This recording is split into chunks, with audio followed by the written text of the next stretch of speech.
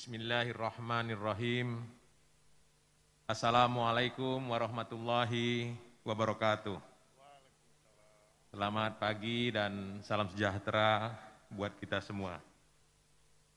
Di bagian awal ini saya akan menyambut pantun Pak Gubernur dulu. Nanti kata Pak Rudi harus dibalas tuh pantun Pak Gubernur. Pucuk pauh di lima batu, ikan sembilang di telapak tangan. Pusat dan daerah bersatu padu, sejahterakan rakyat, lanjutkan pembangunan.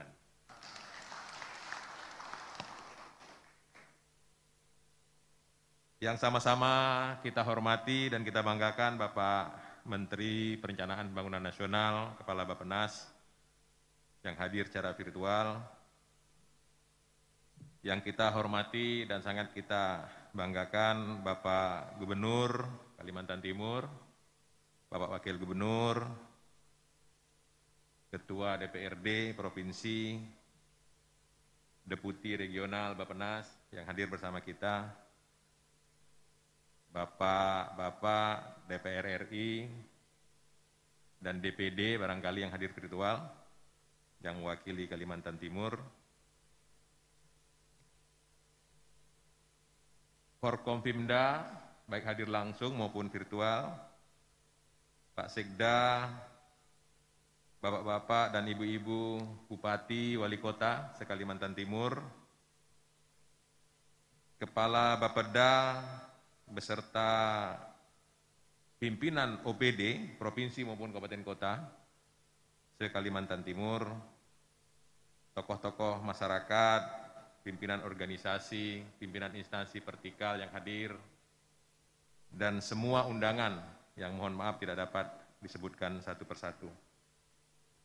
Saya menyampaikan salam takzim Bapak Menteri Dalam Negeri, Bapak Profesor Tito Karnavian, karena beliau dalam disposisinya berharap hadir kemari Bapak Gubernur, tapi memang sudah lama terjadwal, terjanji dengan Gubernur Sulawesi Selatan. Karena itu beliau hari ini sedang ada di ujung pandang, sudah lama terjanji diulur-ulur waktunya. Jadi beliau menyampaikan salam takzim kepada Bapak Gubernur dan seluruh Bapak-Bapak, Ibu-Ibu peserta Musrenbang, semoga kita senantiasa berada dalam lindungan Allah Subhanahu wa Ta'ala dan dimudahkan dalam urusan-urusan kita. Berkaitan dengan acara kita hari ini, yang pertama-tama yang harus kita pedomani adalah tentunya RPJM Bapak Presiden. Seperti tadi disampaikan Pak Gubernur juga, bahwa Bapak Presiden sangat memahami kondisi wilayah kita yang sangat luas. Kita adalah negara yang sangat besar, sampai-sampai 3 zona waktu kita. Jumlah penduduk 5 besar di dunia, kita nomor 4. Dengan kondisi yang berbeda dengan negara lain. Terdiri dari banyak pulau, suku bangsa, dan lain sebagainya. Itulah keunikan Republik Indonesia ini, yang tercipta dan lahir dalam keberagaman. Oleh karena itu, dalam RPJM Bapak Presiden 2020-2024 telah meletakkan fondasi yang kuat untuk mewujudkan visi Indonesia maju dalam kondisi berbagai tantangan dan peluang dan potensi yang ada tadi. Visi dan misi Bapak Presiden telah dituangkan, diterjemahkan dalam 5 arahan dan 7 agenda. 5 arahan pembangunan ini menjadi pegangan kita, yaitu sumber daya manusia, infrastruktur. Nomor 3 dan 4 ini sangat penting sekali, yaitu penyederhanaan regulasi dan penyederhanaan birokrasi, dan kemudian transformasi ekonomi.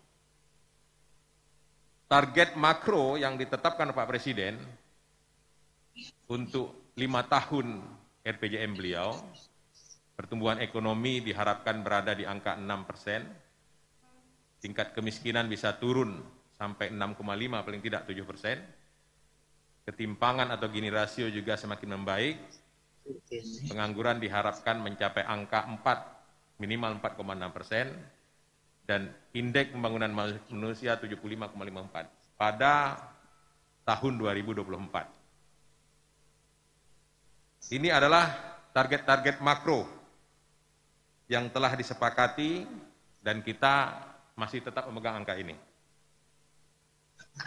Kemudian dalam Permendagri nomor 86 tahun 2017, yang hari ini antara lain kita membahas perubahan RPJMD.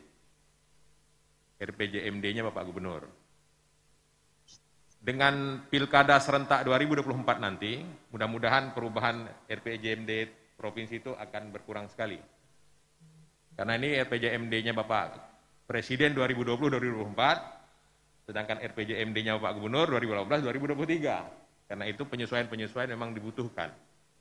Karena itulah arah politik hukum Pilkada serentak, antara lain untuk mensinkronkan rencana pembangunan pusat dan daerah. Apabila masa jabatan Presiden, Gubernur, dan Bupati sama-sama dimulai tahun 2024, maka RPJM-nya nanti sama-sama 5 tahun yang sama. Saya kira demikian arah politik hukum untuk Pilkada serentak. Karena itu 2022 ini tidak ada Pilkada, 23, 24 baru serentak berikutnya. Seperti itu. Perbaikan RPJMD ini tentunya setelah mengalami evaluasi-evaluasi. Terdapat kesenjangan pencapaian target kinerja dengan perencanaan awal dalam kondisi lingkungan strategis yang bergerak dan berubah tentunya. Kemendagri melalui Dirjen Bangda telah bersama Bapeda melakukan telahan atas rencana Bapak Gubernur untuk melakukan perbaikan dan perubahan RPJMD ini. Dan hasil telahan tersebut menurut Kemendagri memang RPJMD Bapak Gubernur harus dilakukan perubahan-perubahan. Harus dilakukan dinamika sesuai dengan perkembangan lingkungan strategis yang juga berubah. Ini menandakan bahwa perencanaan pembangunan di provinsi ini telah responsif dan adaptif terhadap perubahan kondisi lingkungan strategis, serta kondisi-kondisi lainnya tentunya. Beberapa latar belakang tentunya tadi sudah disampaikan oleh Pak Gubernur, antara lain terbitnya Perpres 18/2020 tentang RPJM, berarti pelakuan penyesuaian dengan RPJM Bapak Presiden. Yang kedua, kebijakan di dalam RPJM Pak Presiden ada Ibu Kota Negara Baru, IKN, yang berada di wilayah kita.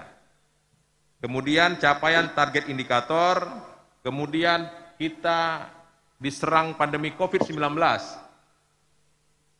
Nah, hal-hal inilah yang menurut kami di Kementerian Dalam Negeri memberikan ruang bahwa perubahan RPJMD adalah sebuah keharusan. Berdasarkan hasil konsultasi rancangan awal perubahan RPJMD Provinsi Kalimantan Timur, beberapa hal penting yang ditindaklanjuti antara lain perubahan struktur belanja dalam penanganan COVID-19. Perubahan substansi RPJMD didasarkan pada hasil pengendalian dan evaluasi capaian kinerja sampai dengan 2020. Program-program perangkat daerah merupakan hasil cascading berdasarkan outcome perangkat daerah dimaksud. Saya selalu mengatakan bahwa musyawarah perencanaan seperti ini adalah forum untuk menguji kesetiaan rencana strategis OPD, kesetiaan dan konsistensi rencana kerja kepala-kepala SKPD terhadap RPJMD Bapak Gubernur. Nanti kita akan evaluasi output daripada Musrenbang, melahirkan program kerja, melahirkan APBD, kita lihat apakah item-item proyek kegiatan yang diusulkan inline dengan RPJMD Bapak Gubernur. Selalu saja Bapeda mengalami masalah, setelah proyek keluar, kok ada yang tak sesuai dengan RPJMD? Maka forum ini adalah forum untuk menguji loyalitas Renstra SKPD, Renja SKPD, terhadap RPJMD-nya Bapak Gubernur. Kira-kira seperti itu. Memang Bapeda mengalami pekerjaan yang paling sulit, karena sesungguhnya Badan Perencanaan Pembangunan di bawah kendali Pak Gubernur adalah mengelola paradok pembangunan. Paradok pembangunan adalah sumber daya yang terbatas, anggaran yang terbatas, berhadapan dengan keinginan yang tak terhingga. Disitulah pekerjaan yang paling berat, Bapeda. Oleh karena itu kadang-kadang ada kabupaten dengan APBD yang besar, mengajukan pinjaman. Loh, APBD-nya besar ngajukan pinjaman misalnya. Memang paradok pembangunan seperti itu. Keinginan yang tak terhingga dihadapkan dengan sumber daya yang sangat terbatas. Maka itulah yang membuat Bapeda bekerja siang malam, lembur. Seperti itu. Kemudian Bapak Menteri Dalam Negeri memberikan apresiasi kepada kita semua dan terima kasih kepada Bapak Gubernur yang telah menetapkan tema RKPD hari ini, tema musrenbang kita, yang sangat inline dengan tema Bapak Presiden. Tadi sudah jelaskan Pak Gubernur, yaitu reformasi struktural dan penguatan daya saing daerah dalam rangka menyambut IKN. Pak Menteri dalam rapat kemarin waktu hadir di musrenbang Papua menyampaikan ini, tak disampaikan kepada Gubernur dan mengucapkan terima kasih. Seperti itu. Tema nasional kita adalah pemulihan ekonomi dan reformasi struktural, sangat inline. Tahun 2022 ini, kegiatan dan target kinerja pembangunan di tingkat nasional dan daerah dapat dilaksanakan dan dicapai secara sinergis dan simultan dengan tema yang relatif sama tadi. RKPD Provinsi Kalimantan Timur diharapkan dapat mendukung 10 fokus pembangunan. Pariwisata ini Bapak Presiden berharap 2022 nanti kalau COVID ini bisa kita kendalikan, pariwisata sudah bisa bangkit kembali.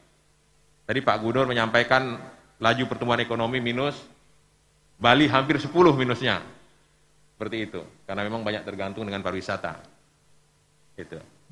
Begitu pula industri non-migas.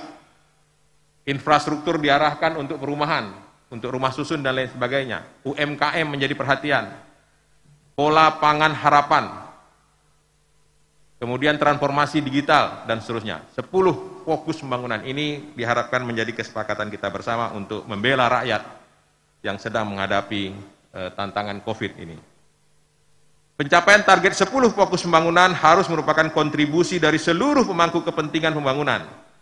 Pemangku kepentingan pembangunan ini adalah kita semua, masyarakat, pemerintah, pusat maupun daerah, kementerian lembaga, swasta, dan tentunya tak terkecuali akademisi.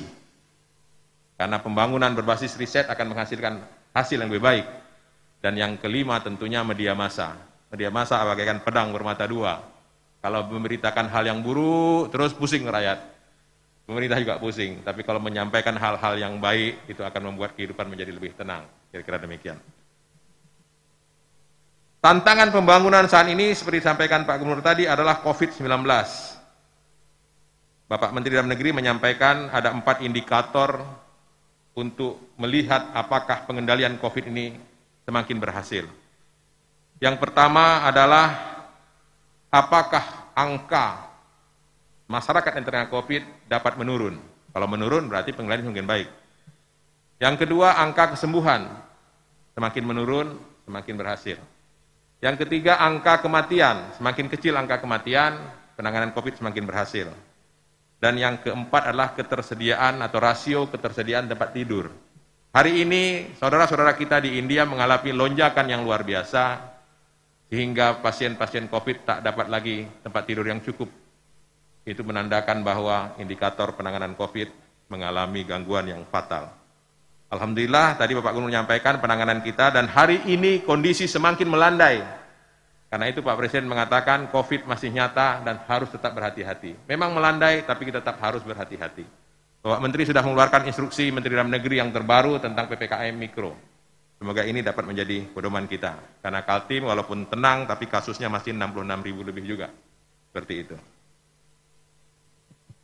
Yang kedua yang diinginkan Pak Menteri adalah sesuai dengan Bapak Presiden telah menerbitkan Perpres 99 tahun 2020 tentang pengadaan vaksin dan pelaksanaan vaksinasi.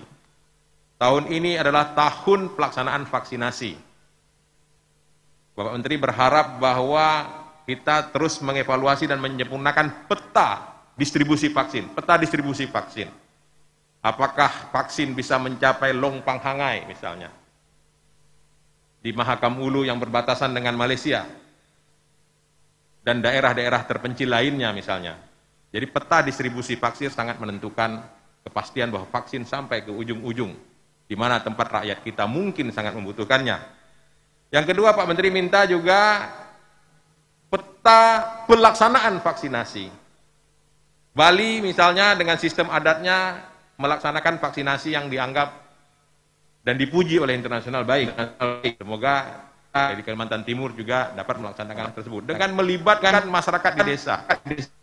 Tetap menjaga jarak, pengaturan waktu yang baik, tempat yang luas, sehingga masyarakat yang datang akan mengantri vaksin tak bertumpuk jadi masalah lagi. Itu pesan Pak Menteri terhadap pelaksanaan vaksinasi. Karena Indonesia membutuhkan lebih kurang 15 bulan untuk mencapai herd immunity.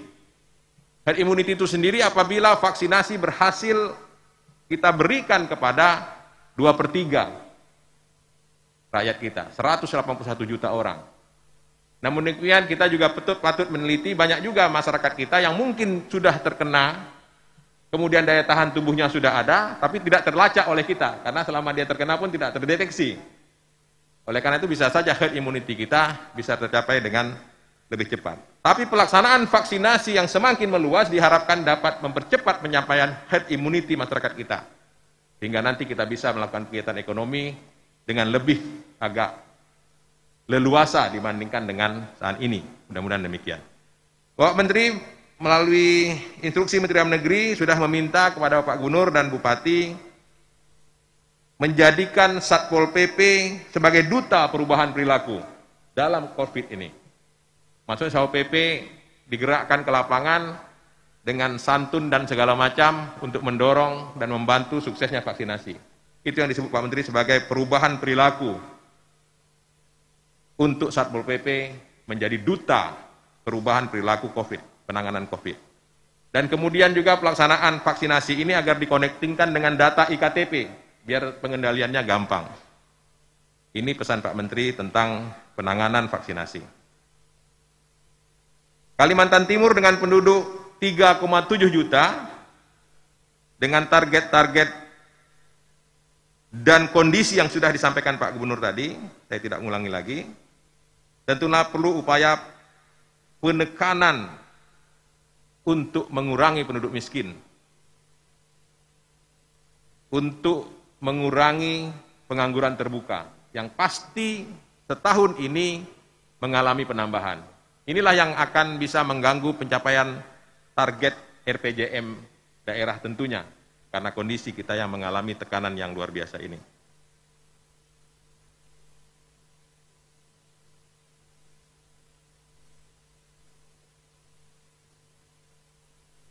Bapak Gubernur dan hadirin yang berbahagia, Pak Menteri Dalam Negeri juga berpesan agar selain penanggulangan kemiskinan, juga mengetatkan pengendalian inflasi dan percepatan penurunan stunting. Karena penurunan stunting ini menjadi prioritas Pak Presiden dan penanganannya sekarang sudah dikendalikan secara terpusat melalui BKKBN. 8 aksi konvergensi penurunan stunting menjadi bagian yang harus dipadukan antara pemerintah pusat dengan pemerintah daerah.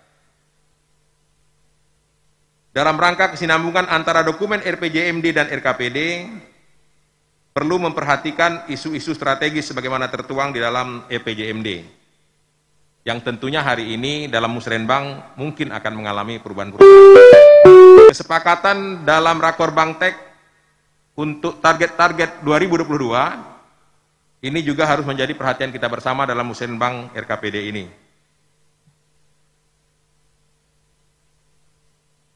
Kemudian juga penyesuaian alokasi APBD di tahun berjalan. Apabila ada perubahan-perubahan, itu pesan Pak Menteri yang juga merupakan pesan Pak Presiden adalah diutamakan untuk penanganan kesehatan mengatasi COVID ini. Kemudian penanganan dampak ekonomi terhadap COVID dan pengamanan jaring sosial, pemberian bantuan-bantuan. Karena itu Pak Presiden menginginkan agar evaluasi terhadap bansos dan hibah menjadi bagian penting untuk memastikan bahwa penerima hibah dan bansos adalah benar-benar masyarakat yang memerlukannya karena miskin dan terdampak COVID-19 ini. Terima kasih kepada kawan-kawan di Kalimantan Timur yang dalam fokus pembangunannya telah meletakkan bidang pendidikan pada bagian 1, kemudian PU dan penataan ruang prioritas kedua, pariwisata berikutnya, kebudayaan dan penanaman modal.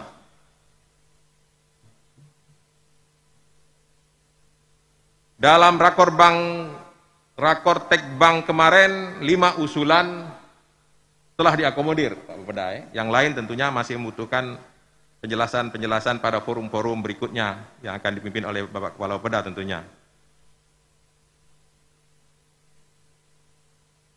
Kemudian Bapak Menteri berpesan kepada pimpinan dan anggota DPRD dan seluruh pemangku kepentingan lainnya yang hadir dalam musrenbang ini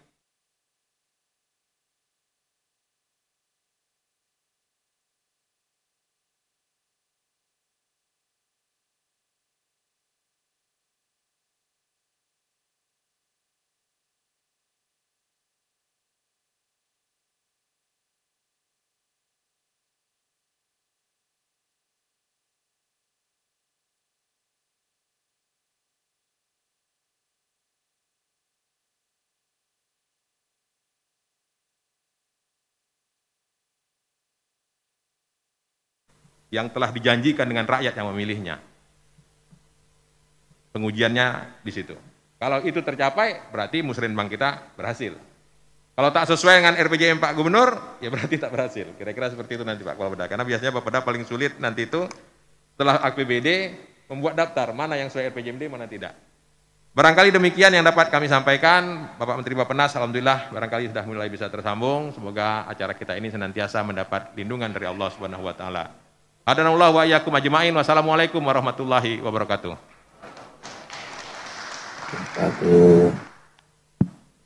Baik, terima kasih kepada